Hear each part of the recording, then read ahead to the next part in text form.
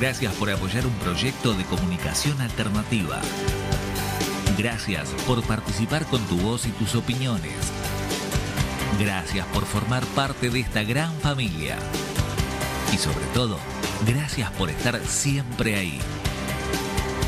FM Fénix, 35 años en el aire.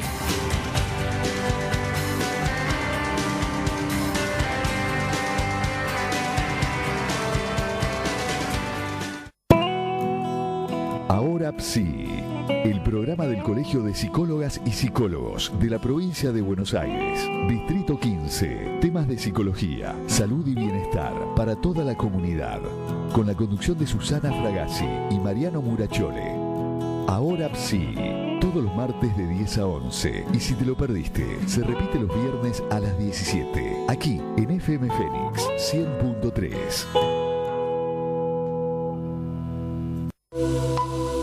En el corazón de Martínez, Juana de Arte Galería. Exposiciones, subastas presenciales y online, compra y venta de obras, clínicas de arte y eventos. Te esperamos de lunes a viernes de 12 a 19 horas y los sábados de 12 a 15 horas en Sarmiento 64 Martínez. O visita nuestra página web www.juanadeartegalería.com. Juana de Arte Galería, un lugar para apasionados del arte. San Isidro Seguro. Llama por sospecha, delito o emergencia al 4512-3333. San Isidro Municipio. Territory Radio, heavy metal, thrash metal, hardcore, punk, conducido por Damián Manjón y Pablo Greco, todos los miércoles en vivo a las 21 horas por FM Fénix 100.3. Escuchalo a través de la red por www.fmfenix.com.ar. Escucha Territory Radio, marca tu territorio. Mensajeanos al 11 73 62 48 50. El WhatsApp de FM Fénix. Fin de espacio publicitario. FM Fénix 100.3. Algo que decir, algo que escuchar.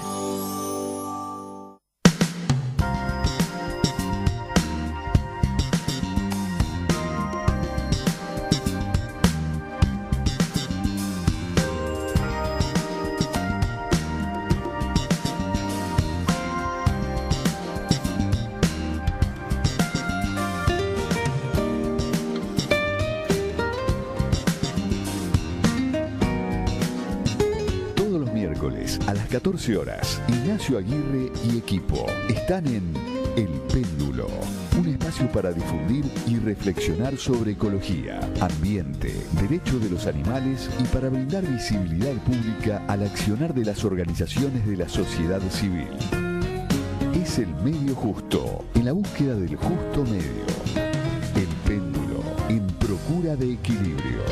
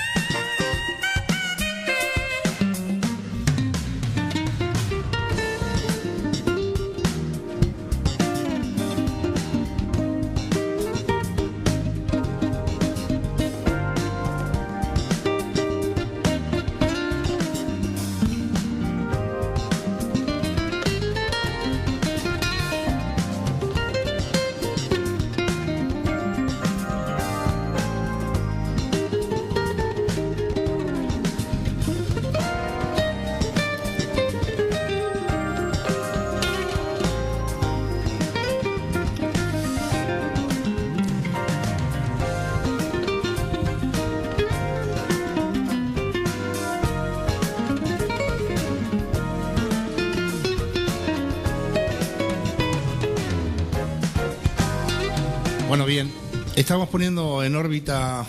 Buenas tardes a todos aquí en Argentina. Son las 14 horas pasaditas apenas y estamos poniendo en órbita nuevamente nuestro espacio de ambiente, ecología, sustentabilidad y derechos de los animales como dos de nuestros contenidos habituales desde hace muchos años y que forman parte de la columna vertebral de trabajo que es esta mesa El Péndulo. Aquí, desde Martínez y San Isidro, transmitiendo para toda zona norte y por supuesto para aquellos que nos quieran fidelizar desde cualquier punto del universo. Allí está la www.fmfenix.com.ar. Como siempre, tenemos hoy un sumario de notas que tienen que ver con estos contenidos fundamentales, más allá de la difusión de organizaciones de la sociedad civil que trabajan en otros ámbitos de la realidad, que también nos interesa incursionar y dar a difusión y tratar de a poco, desde los medios de comunicación, por lo menos desde este humilde espacio, intentar ponerlo en la agenda pública y muchas veces en la agenda política también, porque son la clase política los decisores muchas veces de las grandes políticas generales, sean nacionales o provinciales. Así que paso simplemente a hacer un pequeño adelanto.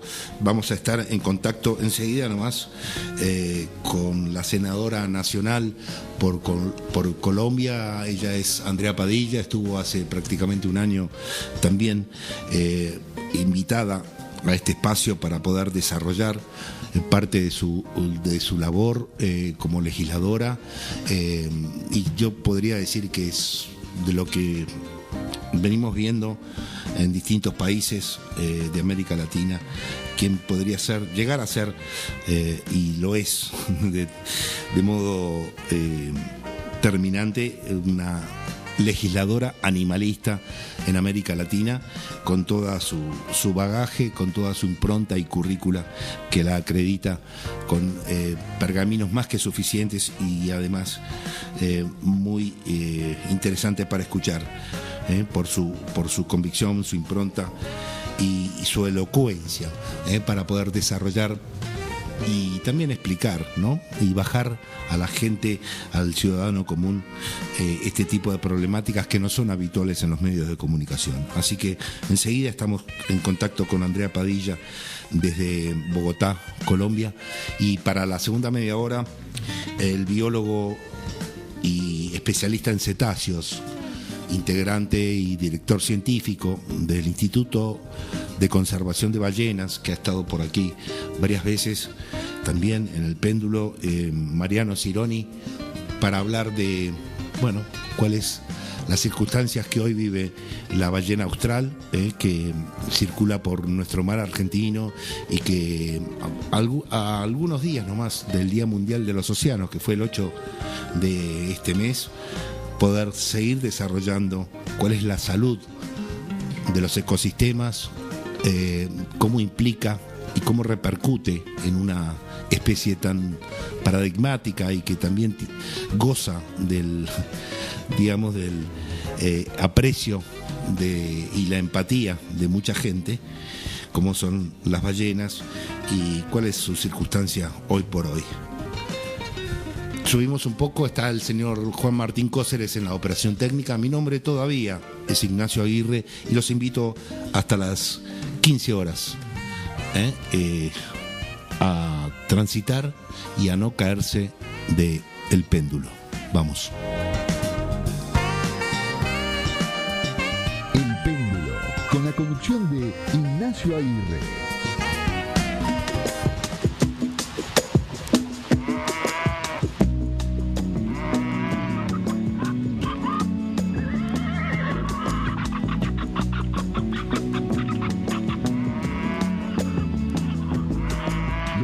De los animales se difunden y se defienden en El Péndulo.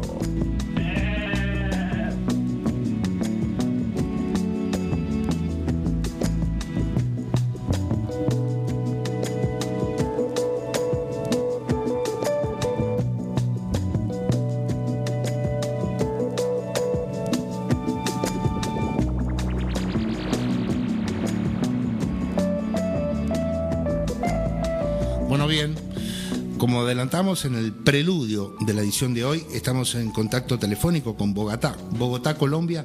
Allí la senadora nacional Andrea Padilla, que pasó por este espacio hace un año prácticamente, y volvemos a conectarnos también por algunas noticias, novedades muy bienvenidas que tienen que ver con la tauromaquia y aquellos países que todavía siguen enarbolando el tema del maltrato y la matanza de toros en espectáculos públicos, algo realmente inconcebible, degradante para la dignidad humana. Bueno, Colombia se suma a aquellos países que de alguna manera, acá como en Argentina, a mediados del siglo XIX fueron prohibidas, hace casi 200 años. Todavía en Europa, Francia, Portugal, España ni hablar, y en América Latina queda creo que Ecuador, Perú y México, y Colombia hasta hace poquito tiempo, pero siempre adelantándonos también a lo que pasa con los marcos jurídicos y la legislación en distintos países, sobre todo de los nuestros, de habla hispana, y qué sucede con la problemática animalista.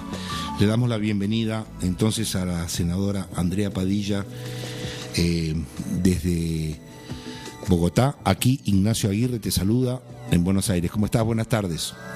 Hola Ignacio, qué gusto saludarte nuevamente y a toda la audiencia del Péndulo. Muchas gracias. Bueno, ¿qué decir de ti y de tu formación? Doctora de Derecho en la Universidad de los Andes, con maestría en criminología y también una maestría que cursaste, que me parece muy interesante, muy necesaria y pertinente de transitar, que es pensar y gobernar las sociedades complejas, que seguramente quizás no esté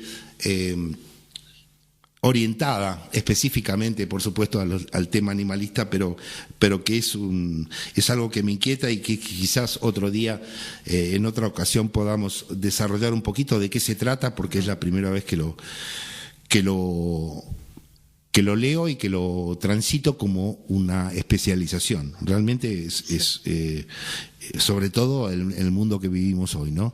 Tan cambiante y tan dispar en tantas cuestiones.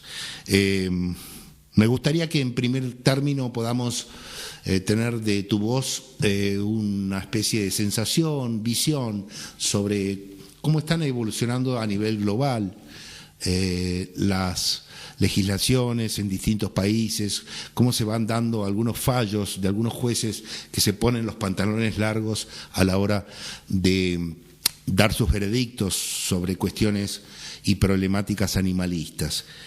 Te dejo el micrófono para que puedas desarrollar esta primera impresión que tiene que ver con cambios de paradigma, de cosmovisión, de cómo los últimos años, digamos, buena parte de la sociedad, de la humanidad, se va de alguna manera interiorizando de las realidades del mundo a nivel ambiental, pero sobre todo animalista, dando sobre todo las redes sociales un impulso importante en lo que tiene que ver con la difusión en definitiva, de todo lo que hacemos los humanos en detrimento de la vida ambiental, pero sobre todo de los animales.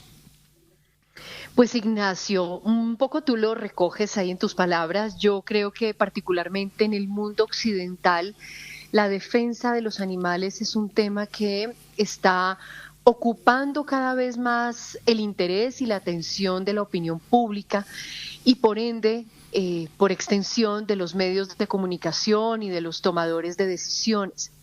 Yo creo que eso se debe en buena medida a una renovación generacional, digamos, un cambio de mentalidades y una generación nueva mucho más crítica y mucho más empática, pero también a, digamos, toda la angustia, la zozobra y el llamado de emergencia que está suscitando el cambio climático, la emergencia climática.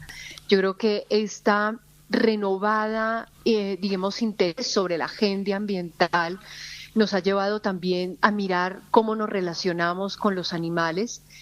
Y es indiscutible que hoy los temas, digamos, ambientales y de todas nuestras acciones, cómo impactan en la vida de los otros animales, están en el centro de la agenda global. Ahora, lo que sí es cierto es que ahí sigue predominando todavía esa diplomacia, ¿no?, de los gobiernos, que hace que sean muy tímidos a la hora de abordar temas, por ejemplo, el impacto de la ganadería. Y yo creo que ahí las redes sociales, como tú bien lo decías, nos ayudan a darle visibilidad a temas que son críticos y urgentes por la violencia sobre los animales, por la matanza en masa de animales y por el sufrimiento que generan. Y eso ha permitido de alguna manera que muchas personas en el mundo estén tomando conciencia sobre el cambio urgente que se necesita en el relacionamiento con los animales y tomen decisiones, por ejemplo, sobre su forma de alimentación, sobre las prendas que tienen en su armario, sobre los criterios a la hora de comprar productos, por ejemplo, que no hayan sido experimentados en animales o que dejen de ir a actividades de entretenimiento cruel con animales.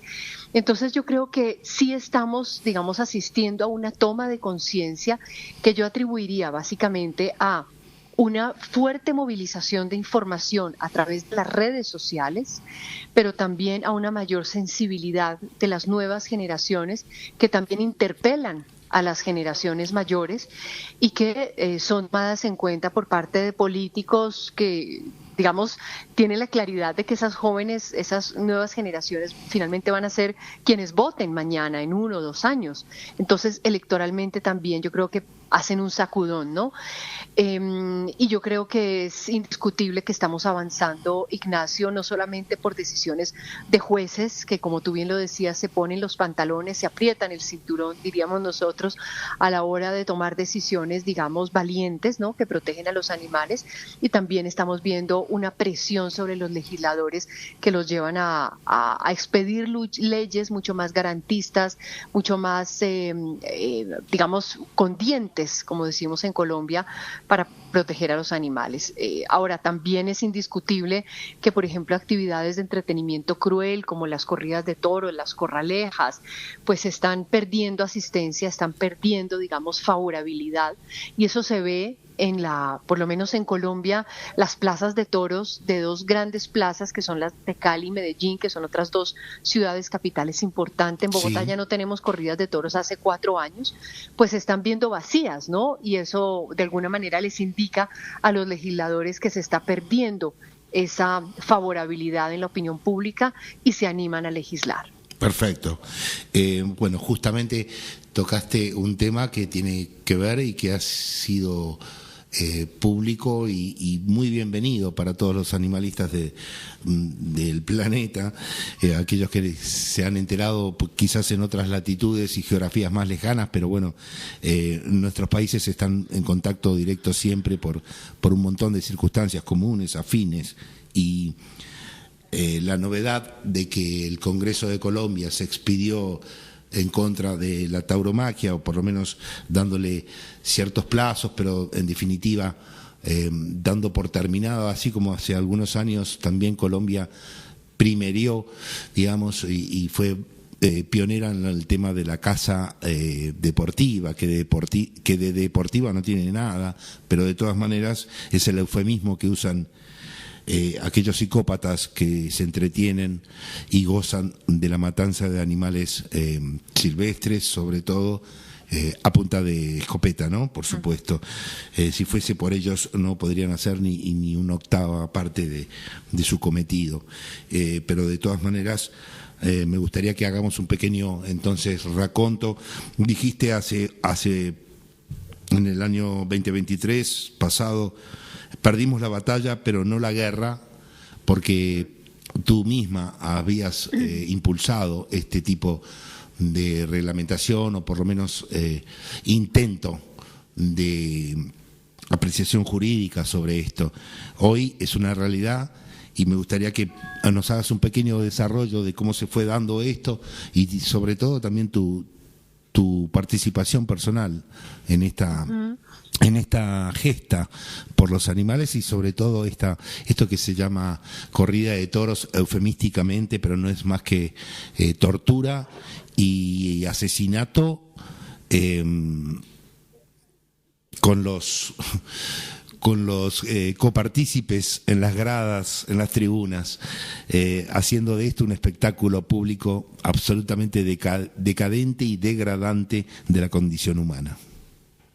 Pues Ignacio, una enorme alegría. Yo creo que hay luchas que tienen su momento, ¿no? Como toda conquista de derechos, son procesos largos, son procesos que implican pérdidas, que implican reveses, pequeños avances. Uh-huh. Y en el caso de las corridas de toros, pues es una lucha de muchos años, que de alguna manera ha sido el estandarte de todo un movimiento, ¿no? Quiero decir, es decir, si bien las corridas de toros no es el escenario donde más se mueren animales, claro. El escenario donde más se matan, sufren animales es la industria cárnica. Obvio. De la alimentación. Por supuesto. Pero 500 millones, te anexo un dato, 500 millones de animales por día en los mataderos del planeta, sí, todo tipo de ganado, todo tipo de aves y hasta los peces. Claro, pero las corridas de toros pues era de alguna manera o es de alguna manera una aceptación de la violencia convertida en espectáculo y en torno a eso también la exaltación de una élite, tiene también unos elementos culturales y sociales muy importantes, ¿no? Porque era como esa oportunidad de la congregación de una élite que además es la élite poderosa económica y políticamente, creo que en Colombia y en otros países de América Latina. Entonces ha sido pues realmente un gran triunfo. Yo creo que buena parte de ese triunfo, Ignacio, se debe a que el gobierno asumió este proyecto como propio, este proyecto de ley que finalmente hoy nos tiene con la felicidad de que ya es ley la prohibición, o lo será tan pronto el presidente sancione la ley. Y yo creo que se debe en buena medida a eso, a que el gobierno asumió este proyecto como propio y pudo lograr unas mayorías alrededor del mismo, pero también sin duda a la presión que generó, Ignacio, el hundimiento del anterior. El anterior, cuando lo hundieron en la comisión, que ahí fue un trámite muy desfavorable, es decir, nos topamos con una comisión muy negativa, la gente reaccionó muy mal, con mucha furia, haciendo reclamos públicos, y yo creo que cuando esto sucede, los legisladores se sacuden, ¿no?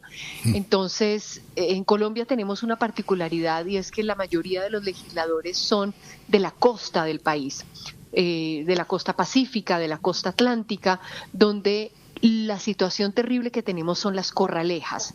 Entonces, este proyecto también avanzó porque no incluía las corralejas. Uh-huh. El anterior sí las incluía. Entonces, esos congresistas que son de la costa, donde se realizan corralejas, de alguna manera aceptaron la prohibición de las corridas de toros porque no incluían las corralejas. Yo creo que la pelea más dura que vamos a tener en Colombia va a ser contra las corralejas, no solamente porque tienen una distribución geográfica políticamente importante, repito, la mayoría de los congresistas son de esas regiones, sino porque son escenarios, las corralejas, donde hoy hay transacciones políticas. Uh-huh. Entonces va a ser una lucha muy difícil, pero estamos...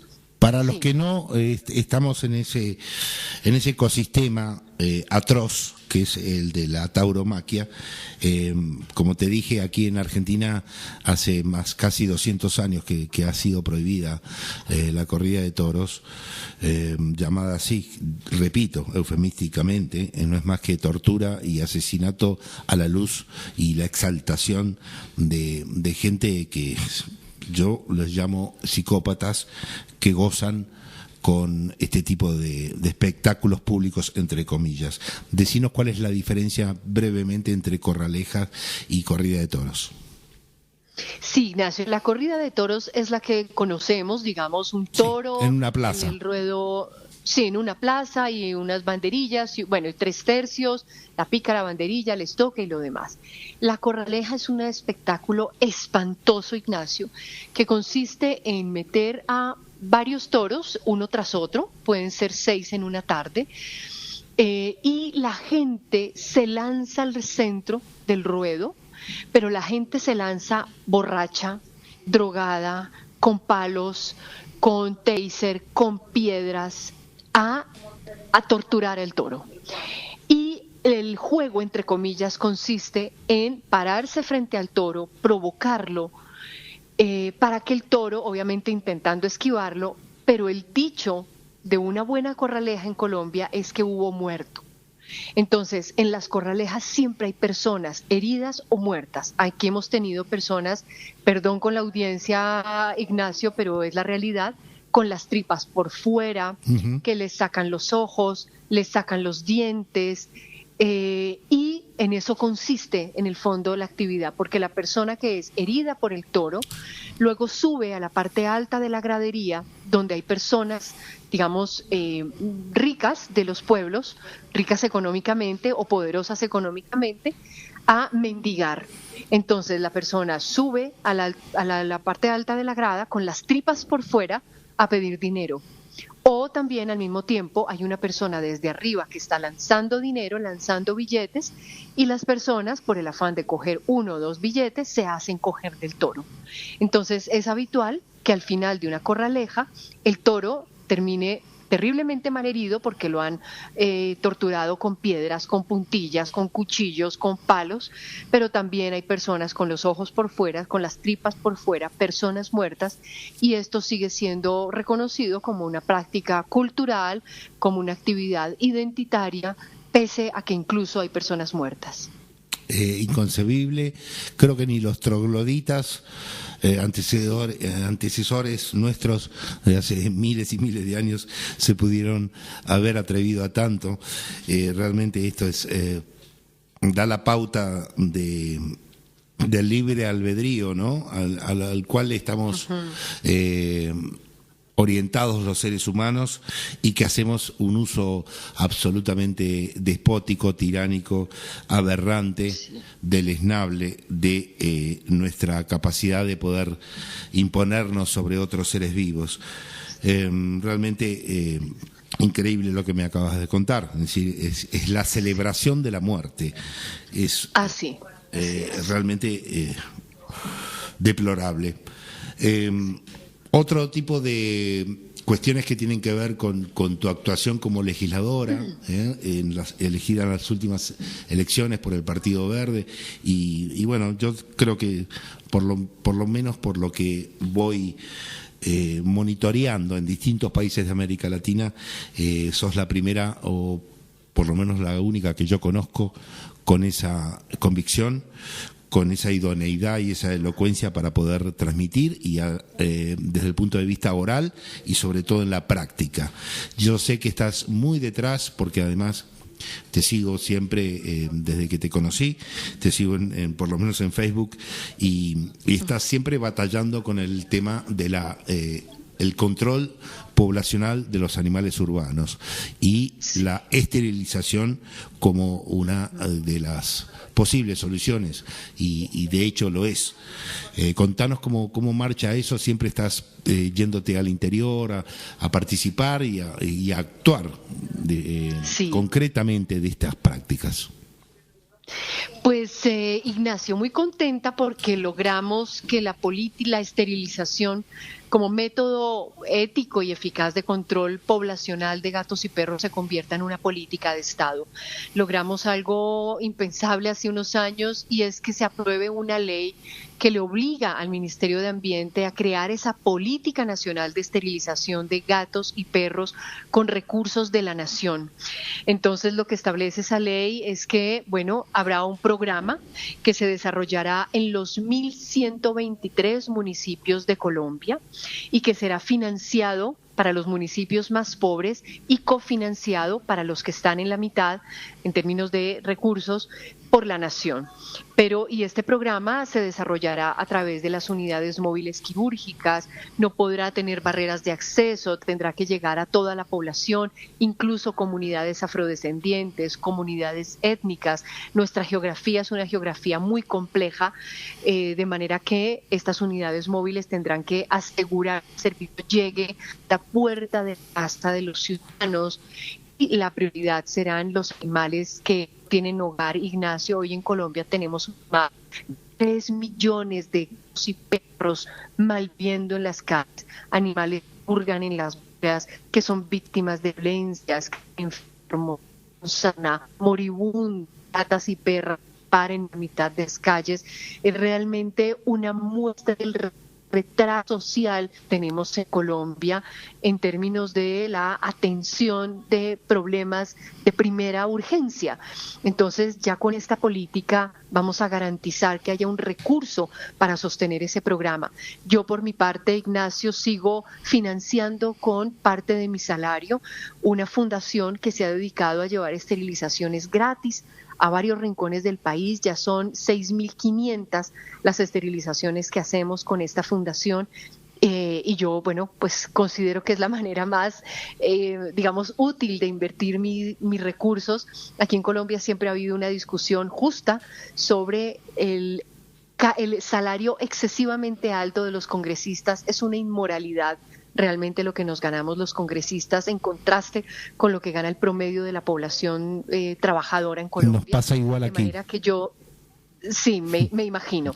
De manera que yo decidí resolver digamos, ese pecado moral donando buena parte de mi salario. Bien.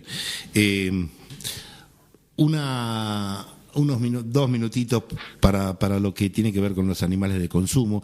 Tendríamos tanto para hablar, la experimentación, el tema de las industrias peleteras, las 1001 formas, como le llamo yo, desde hace muchos años, a medida que fui descubriendo todo lo que les hacemos para complicarles o para realmente mortificarlos a los animales, los humanos, a ellos realmente...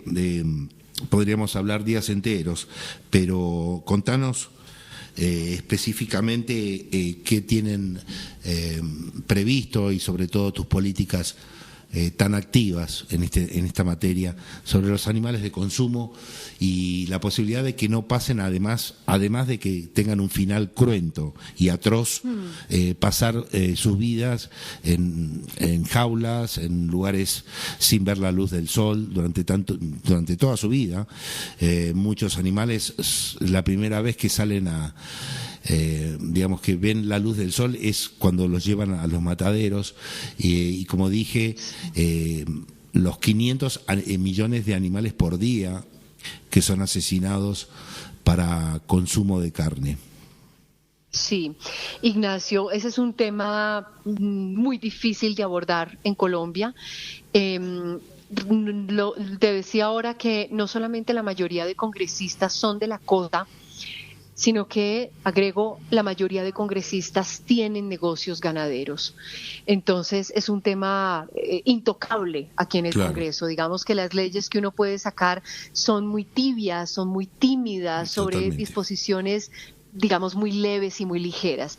Yo aquí tengo una pelea casada con lo que he llamado los barcos de la muerte, que son esas exportaciones de animales vivos por vía marítima, 25, 30 días rumbo a países de Oriente Medio, en las condiciones más miserables y crueles que un ser humano se puede imaginar. Sobre ese tema, el proyecto de ley que habíamos presentado no alcanzó ni siquiera a tener el primer debate, fue archivado de inmediato, de manera que ahora lo que estamos es presionando al Instituto Colombiano Agropecuario, que es una entidad del Ministerio de Agricultura, para que expida una reglamentación que al menos mejore, así sea tímidamente, las condiciones en las que estos pobres animales son llevados a países donde además son asesinados de la peor manera, porque Oriente Medio, Egipto, Líbano, Jordania, Irak no tienen ni siquiera leyes de bienestar animal, así que estos animales mueren en una verdadera carnicería en la mitad de la calle. Lo que dicen es que son sacrificados bajo las leyes del halal, pero nada más lejano a la realidad, porque el halal tiene unas condiciones, digamos, místicas, si se quiere, para el sacrificio, mirando a la Meca y por una persona experta. Lo que vemos es que son carniceros que los matan de la manera más vulgar y miserable. Totalmente. Entonces, de momento, digamos, estamos trabajando en en esta resolución, presionando para que el ICA la expida, porque también tengo que decir que el gremio ganadero ha hecho un lobby muy poderoso para que ni siquiera esto salga. Ignacio, un poco para que la gente se haga una idea de la magnitud de la discusión. En una versión inicial de la reglamentación se planteaba que a cada animal se le ampliara el espacio en 10 centímetros. Esto es ridículo, en 10 centímetros. Y aún así, los ganaderos se opusieron, alegando que eso atentaría contra el negocio porque implicaría llevar menor cantidad de animales por buque. Otro tema que estamos trabajando con la misma entidad es en la aplicación de un manual de transporte. Aquí en Colombia, Ignacio, los animales tienen a veces que recorrer 20 horas e incluso más de un municipio a otro para que sean matados pues en un matadero, y esas condiciones son terribles. Van vacas, cerdos, pollos hacinados en viajes de 20 horas, en climas calientes, los animales se caen, se fracturan, se desmayan, es terrible. Entonces estamos por lo menos trabajando para que ese manual mejore las condiciones de transporte de los animales. El ICA ha trabajado, eso sí hay que reconocerlo, en mejorar las prácticas ganaderas. Acá hay una línea que se llama Buenas Prácticas Ganaderas para al menos que los finqueros y quienes crían a los animales, digamos, no usen prácticas tan brutales en la crianza. Nuestra ganadería no es intensiva, los animales no están confinados como en los países industrializados, aquí por lo menos están en campo abierto, pero los que sí sufren en cría intensiva son los cerdos y las gallinas. Entonces estamos también trabajando para que al menos haya mejores prácticas, y yo creo, Ignacio, que el cambio radical que queremos lograr quienes luchamos por los derechos de los animales es que haya una merma en el consumo y cada vez se consuman más alimentos vegetales. Yo creo que eso estamos lejos de lograr algo parecido. Aquí sigue creciendo la ganadería, sigue ampliándose la frontera agrícola con otros efectos negativos. Y es que los animales silvestres cada vez tienen menos hábitat para vivir.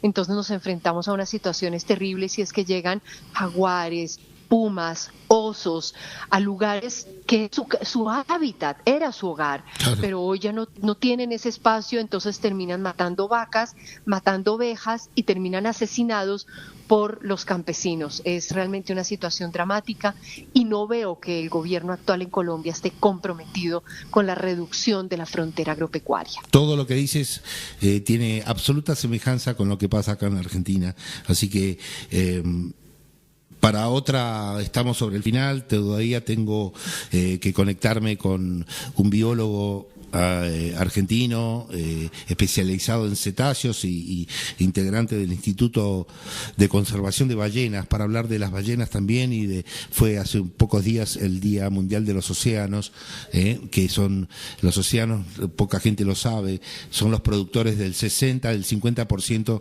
del oxígeno que consumimos día a día, a cada segundo, no solamente nosotros, sino también los otros animales, y tan necesario.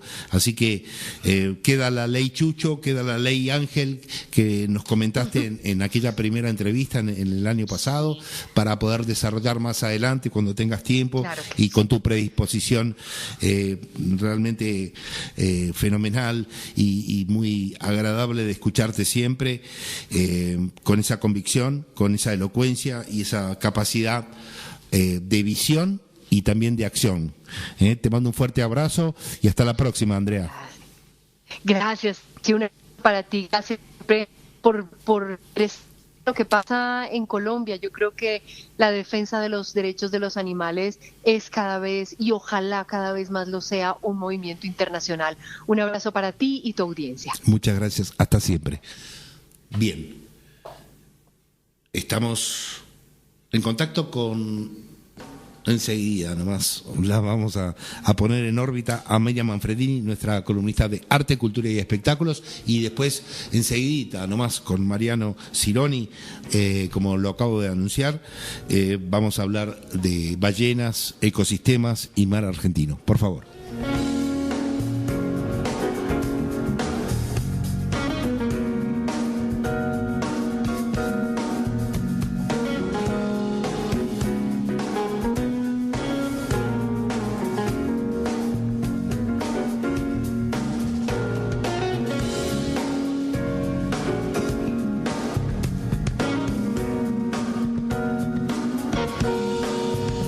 bien.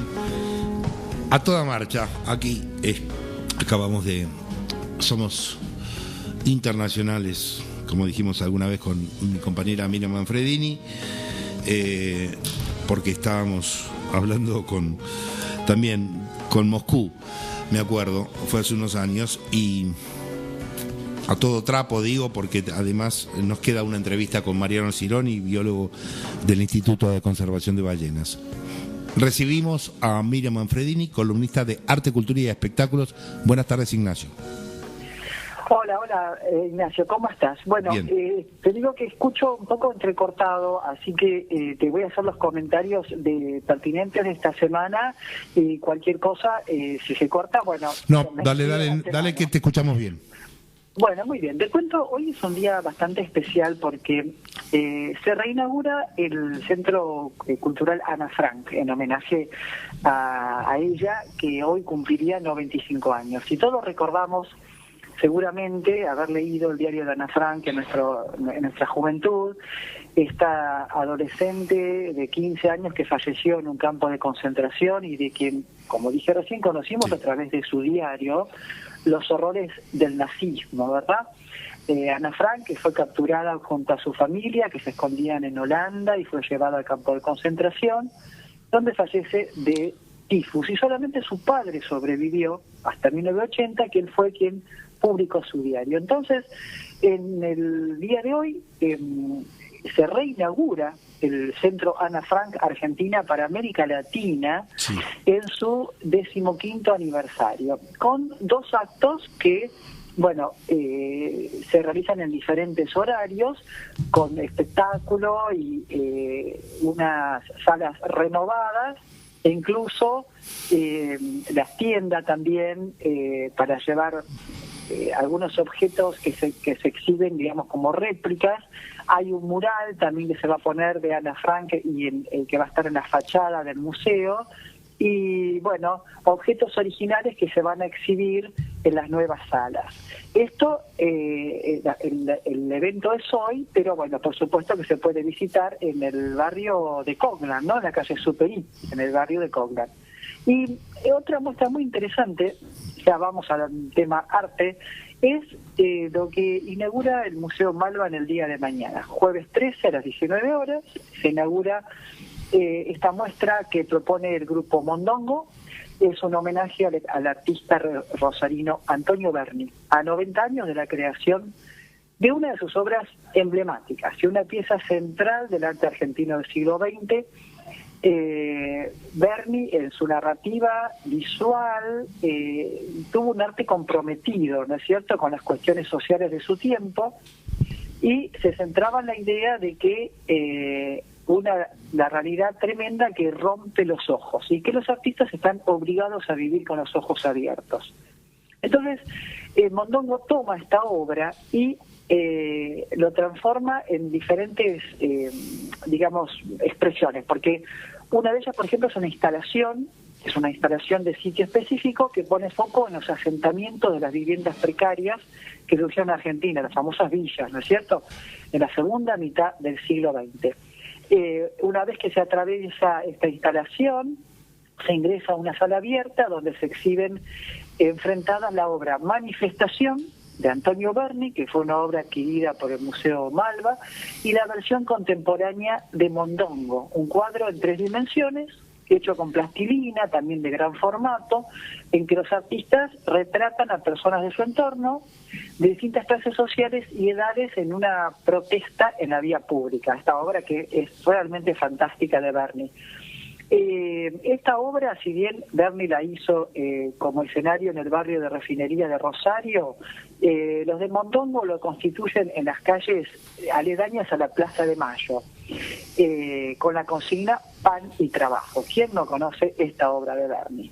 Bueno, así que yo tengo que recomendar entonces esta visita al Malva a partir del viernes 14, porque inaugura mañana, pero abierto al público a partir del viernes, una muestra que va a estar bastante tiempo y que seguramente va a provocar, que es lo que siempre se pretende en el arte, ¿no?, la provocación. Bueno, hay muchas otras inauguraciones distintas galerías. Y se viene también, no me quería olvidar de esto, el Museo Fernández Blanco, el salón textil de pequeño formato, que también inaugura en el día de mañana este museo de José Fernández Blanco, que está, José Hernández, que está en Libertador, aproximadamente Libertador y Sarguero. Bien. Así que bueno, con esto breve y muy bueno me despido hasta el próximo miércoles, Ignacia. Bueno, muchísimas gracias. Ha pasado nuevamente mi compañera Miriam Manfredini, columnista de Arte, Cultura y Espectáculos. A toda marcha. Nos conectamos enseguida con la provincia de Córdoba. Ahí está el biólogo Mariano Cironi. Vamos. No te caigas de El Péndulo. Ya volvemos.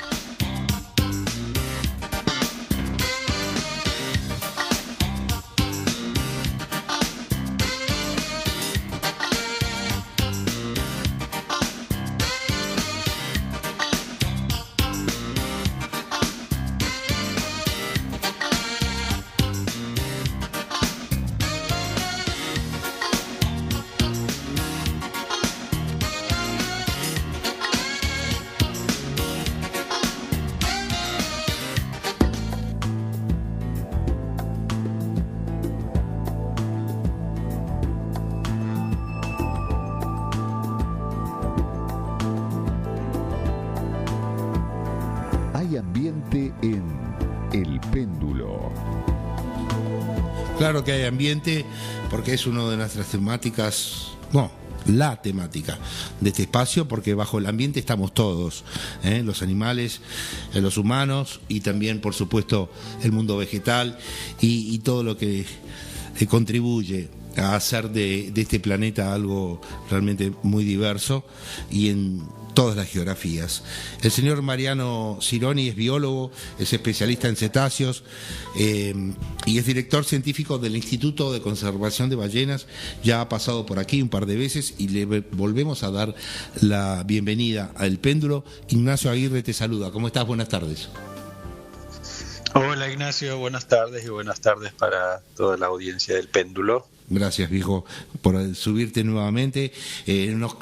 Tenemos 10 minutitos pasaditos, nos quedó medio sí, cortina, pero me gustaría, ya que incluso la semana pasada estuvimos hablando de la salud del mar argentino con un colega tuyo también, me gustaría concentrarme en que nos tires algunas datas, algunas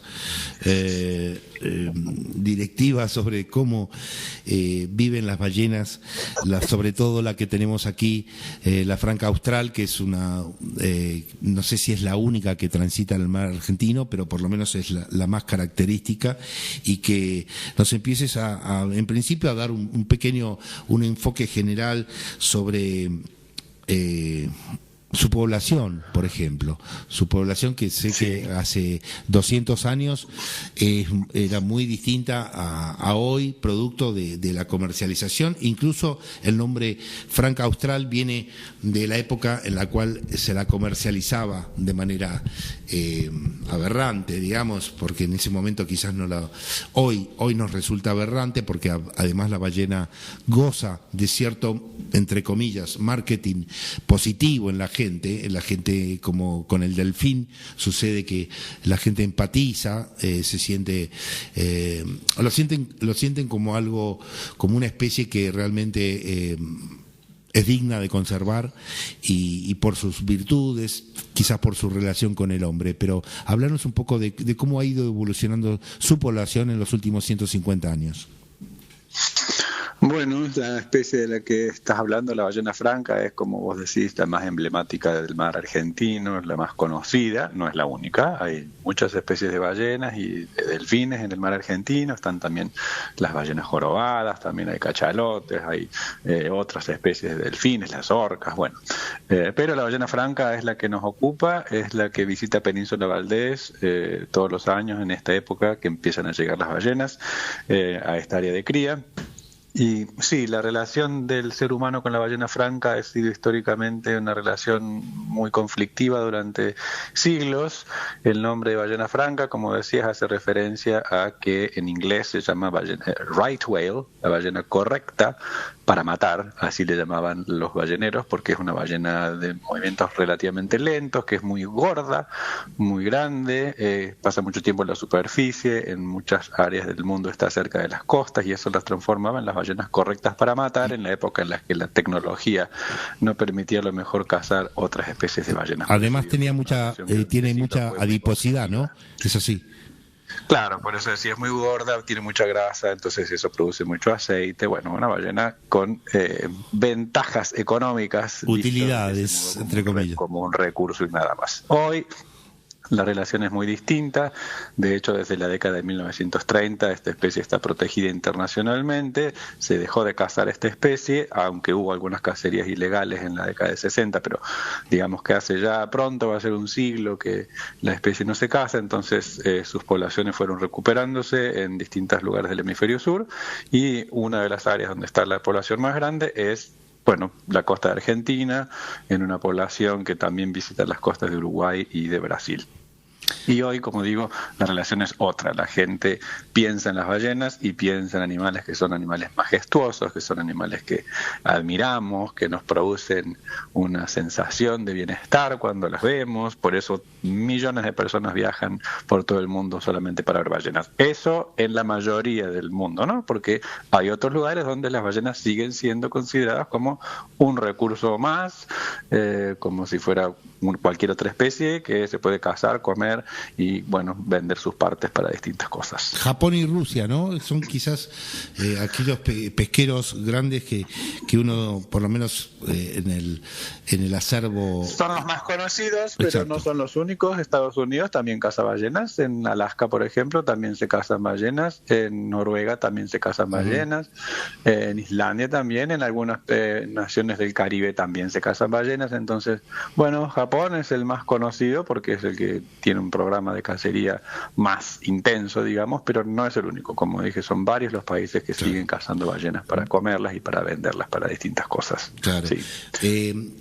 ¿Qué hay, digamos, uno ve cómo es la convivencia cuando van justamente desde Península de Valdés o desde otros puntos de nuestro mar patagónico, salen a hacer avistaje de ballenas, e incluso se ha visto, y he visto fotos por lo menos de botes, de gente que va en un bote, sean dos o una persona, y la ballena va por abajo y no intenta bajo ningún aspecto hacer del hombre un pedazo de carne más, porque de hecho no, claro. Claro que no. ¿Cuál es un poco la explicación de por qué ellas se comportan de manera tan pacífica con nosotros? Bueno, las ballenas son mamíferos, son animales curiosos, depende de las especies, también las distintas especies de ballenas se comportan de distinta manera, algunas son más curiosas y de estar más, como decís vos, alrededor de un bote, por ejemplo, otras no, otras prefieren alejarse, pero en el caso de la ballena franca, las ballenas grises también, que se ven en la costa del Pacífico de América del Norte, en México, en Estados Unidos, en California, también son una especie curiosa que permite, digamos, esas interacciones tan lindas con las personas, pero son interacciones que también tienen un riesgo y hay que tenerlo presente, ¿no es cierto? Son animales muy grandes cuando está todo bien, pero si algo sale mal, puede salir muy mal, porque son animales justamente muy grandes y no necesariamente porque sea un ataque intencional de la ballena, pero se pueden producir accidentes que es mejor evitar. Entonces está bueno cuando el acercamiento lo hacen profesionales dedicados a la industria del avistaje, que lo hacen teniendo en cuenta reglamentaciones, técnicas para acercarse a los animales, saber interpretar cómo están los animales es importante, pues es importante hacer el avistaje con empresas que estén habilitadas para hacerlo y lo hagan bien, ¿no? Por supuesto. Y en el mar, mencionabas al principio en qué estado se encuentra el mar actualmente. pasan desde cosas buenas a cosas malas. Tantas amenazas. La ballena franca, como decía, crece por la simple razón de que dejaron de matarlas hace muchos años, pero al mismo tiempo hoy en día estamos viendo efectos de cambios que hay en el ambiente y que están teniendo un impacto sobre las poblaciones de ballenas francas, entre otras, que tienen que ver con, no voy a decir nada nuevo, el cambio climático, el calentamiento global, cómo eso afecta la productividad del krill, que es uno de los principales alimentos de las ballenas, que se ve reducida su productividad por el aumento de la temperatura del mar, y eso entonces obviamente trae una consecuencia negativa sobre las ballenas, que tienen menos alimento. Hay obviamente cuestiones relacionadas con la contaminación química, la contaminación acústica producida, por ejemplo, por las exploraciones sísmicas de la industria petrolera en el mar y las explosiones que producen para buscar petróleo, y luego cuando llega el momento de la explotación, de extraer ese petróleo, también se generan impactos importantes que afectan el bienestar de las ballenas en todo el mundo, no solamente acá en Argentina. Esto que estoy hablando son cuestiones globales, ¿no es cierto?, que impactan las poblaciones de ballenas en todo el mundo. Bien, nos quedan 3 minutitos, por eso te dije que nos quedó corto, y por supuesto en el mediano plazo vamos a volver a conectarnos contigo para seguir desentrañando un poco la impronta, la personalidad, entre comillas, de las ballenas, pero las callosidades que tiene la franca austral también ayuda a ustedes como científicos, y en tu caso biólogo y especialista en cetáceos, a poder monitorearlas durante un tiempo, porque funcionan como huellas dactilares. Así es, sí, las ballenas francas tienen estas callosidades en las cabezas que son únicas en cada animal, y eso permite identificar individuos. Entonces, con fotografías que tomamos de las ballenas todos los años, tenemos un catálogo que actualmente tiene alrededor de 4.800 individuos. Pronto vamos a llegar a los 5.000 individuos conocidos en la población de Península Valdés. Y eso, bueno, nos permite estudiar muchas variables de su dinámica poblacional, saber cuántos animales hay, si la población crece, a qué velocidad crece, cada cuánto tienen crías las hembras, cuándo tienen su primera cría las hembras. Son todas variables que son importantes para describir la dinámica de la población, y eso podemos hacerlo justamente gracias a esta característica que tienen las ballenas francas de tener estas callosidades que nos permiten identificar individuos. En otras especies se hace con otras características, como la coloración de la cola en las ballenas jorobadas, o la coloración del lomo y la forma de la aleta dorsal en las ballenas azules. Bueno, se usan distintas características del cuerpo en distintas especies, pero sí, es un proceso muy lindo además, porque esto que yo digo ahora son las cuestiones científicas, pero por otro lado están también las cuestiones que nos permiten conectar con estos animales como individuos y que nos permiten dejar jugar las emociones, porque a mí como investigador me interesan, sí, estas cuestiones desde el punto de vista científico, pero también hago lo que hago porque me emociona, porque me gusta, porque lo disfruto, y entonces de golpe reencontrarme con una ballena que está nadando por ahí cerca de donde yo estoy y la conozco desde hace 20 años es una gran emoción, y entonces ahí cuando juegan los sentimientos, y es lindo poder conectarse con los animales de esa forma, y eso lo permite la identificación de individuos. Y después algunos de esos individuos forman parte de nuestro programa de adopción, a través del cual cualquier persona puede sumarse a la conservación de las ballenas adoptando una ballena a través de nuestro sitio del Instituto de Conservación de Ballenas. Perfecto. Y bueno, más allá de tu impronta científica, somos animales, ¿no? Y sentimos todos por igual. Así que esa empatía que de alguna manera experimentas con esta especie no es más que lo que debe ser también, ¿no? Es decir, una de las cosas más bonitas que pueden verse con las ballenas es ver a una madre con su cría, cuando la madre se pone panza arriba y la cría se sube sobre el pecho de la madre y descansa ahí mientras la madre mueve sus aletas y de cierta forma la acaricia. Bueno, es lo que estamos acostumbrados a ver con una madre humana, totalmente, con su bebé, o con una perrita que está cuidando a sus cachorritos. metros, es lo mismo, pero en gigantesco. Entonces, tiene ese agregado de esa escena hermosa, maternal y tierna, pero con 50.000 kilos de peso. Otro volumen, otra escala. Claro.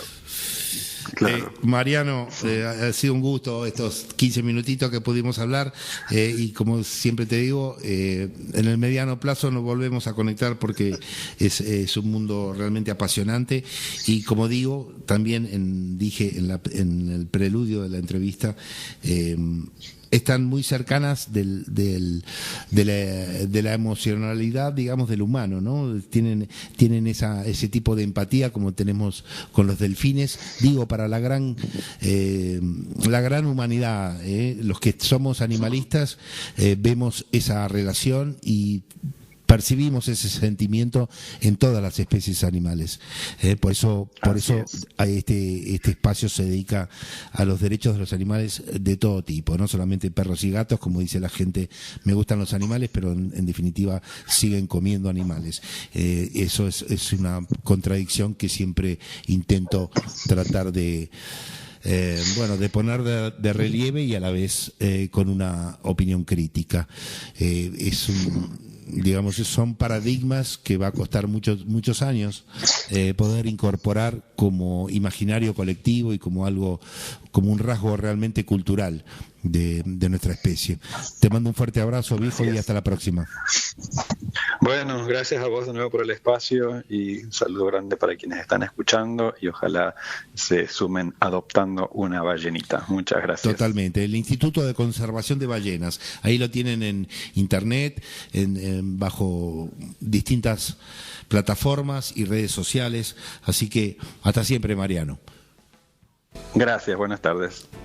Bueno, sobre el final y a toda marcha, rajamos.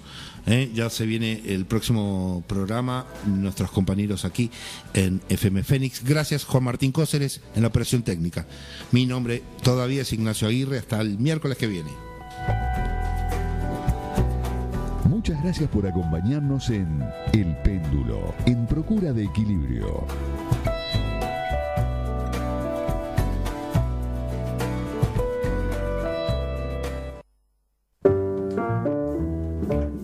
La ciudad de Martínez